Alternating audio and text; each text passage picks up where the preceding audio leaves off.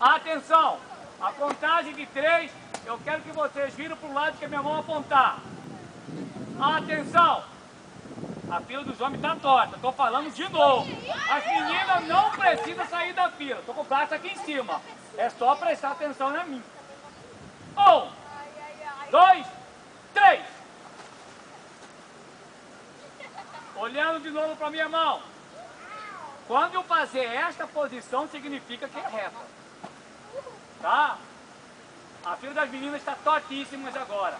É só ficar olhando de perfil aqui. Estou aqui na frente, aqui, ó. Tá? Atenção! 1, 2, 3.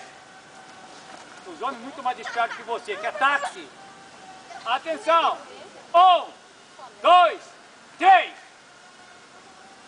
Interessante, exatamente, estão atentos, né? 1, 2, 3. Olha lá, teve um bobó ali, tá bom?